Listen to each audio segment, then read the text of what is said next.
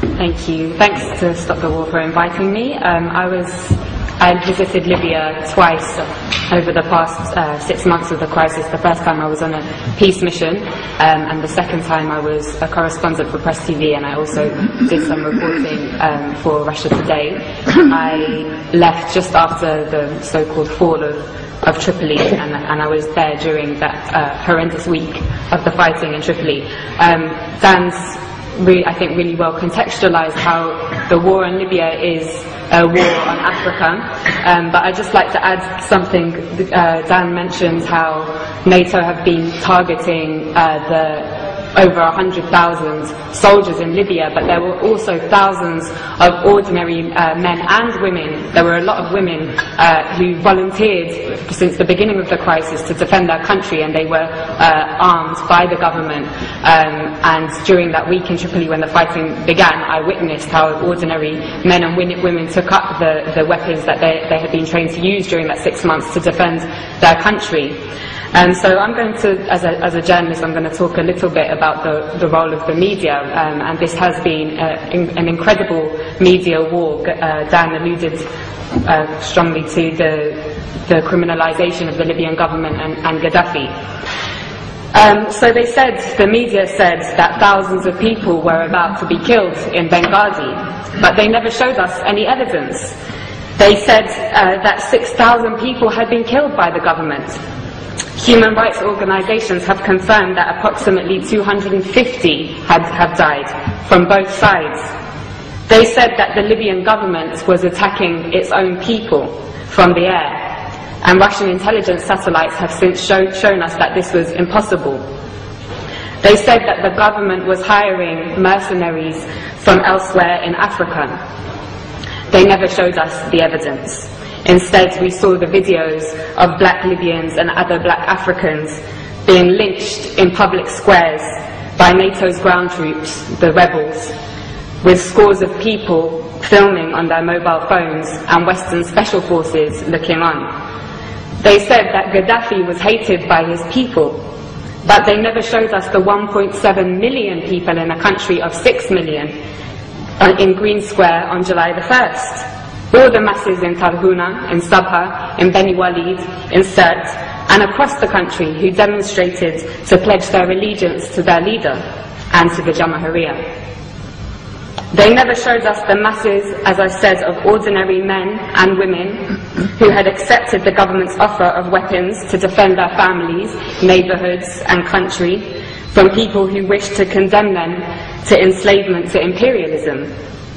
They said they were targeting Gaddafi's military forces. They ignored the 33 children, 32 women and 20 men who I saw buried in the small and traditional port town of Majer in Zlitan in early August. They said on August 20th or the 21st that Tripoli fell without resistance. But they didn't tell us that in 12 hours alone, 1,300 people were massacred in that city and 900 were injured.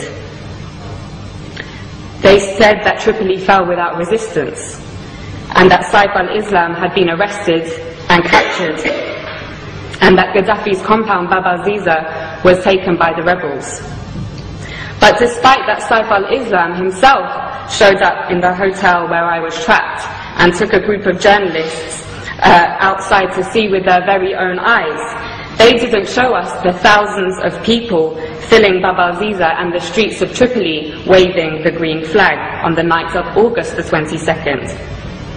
They said that Tripoli fell without resistance. But they didn't show us that in the 24 hours after those journalists from all the West's major networks had seen that site, that Bab al-Ziza alone was pounded 63 times with NATO bombs. They didn't show us how all the gatherings of the people to defend their capital from those who wished to send them back to the times of colonial puppet King Idris were attacked with missiles and Apache gunships. They didn't show us how the brave people of Abu Slim, the poorest area in Tripoli, and the staunchest area of support for Gaddafi, resisted for 5 days until on August 24th, NATO attacked anything that moved and piles of bodies lined the streets. They told us that the country was liberated. 6 weeks later, the rebels have conceded that they won't be able to move their headquarters to the capital. And that the rebels have confirmed, I think it was today, that they won't be able to take Bani Walid, and Sirte also remains strong. So, Gaddafi, mass murderer, hated by his people so much that they would beg NATO to bomb their own country, hated so much that the capital city fell without resistance. Or NATO, mass murderer, killing the Libyan masses because they would die for their leader, just like in Tripoli.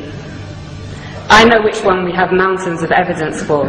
In fact, there is so much evidence that even the Conservative Party's own mouthpiece, The Telegraph, has been unable to hide from it.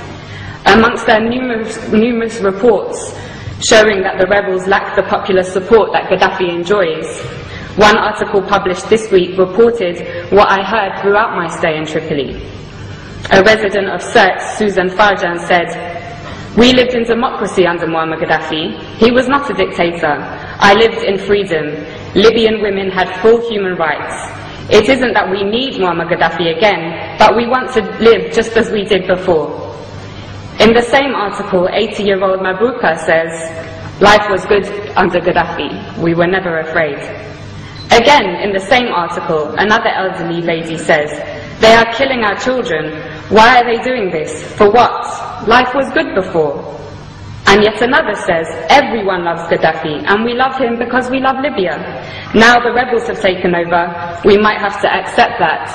But Muammar will always be in our hearts." The spectacular U-turn of Al Jazeera, from being a somewhat critical voice of imperialism's wars of aggression in Iraq, Afghanistan and Palestine, to being an open facilitator of the same aggression against Libya, Syria and even now the progressive nations of Latin America, was perhaps the greatest propaganda trick I have seen in my lifetime.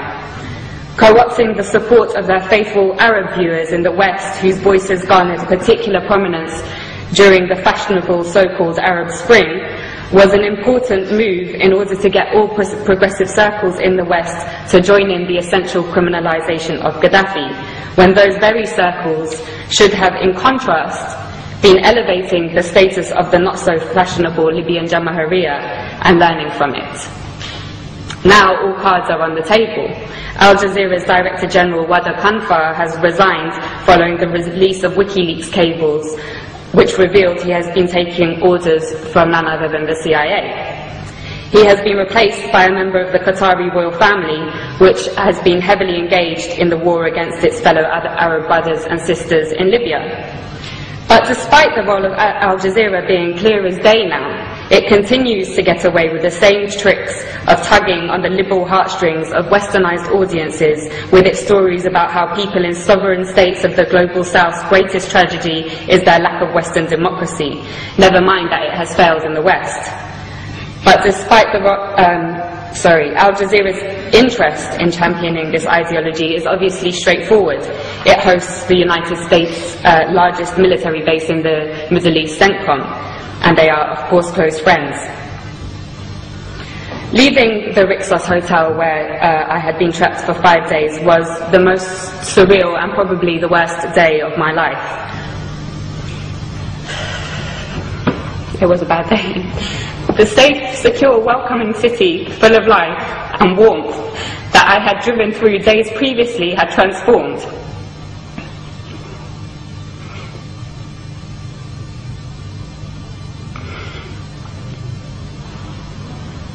It lay in ruins, and you could not look in any direction without seeing guns or heavy weaponry.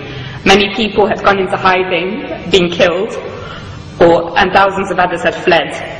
And the people that I knew who remained, who had been the very people who had helped me to learn about the glorious recent history of Gaddafi's Libya, were inevitably traumatized and in a complete state of shock. Libya reached a point, as Dan said, of having the highest standard of living in Africa, a high level of literacy, universal healthcare and free university education, a high status for women, in society and the greatest degree of equality for the large black population in the whole of North Africa and the Middle East. Those 40 years of revolutionary achievements have now been reversed. And for what?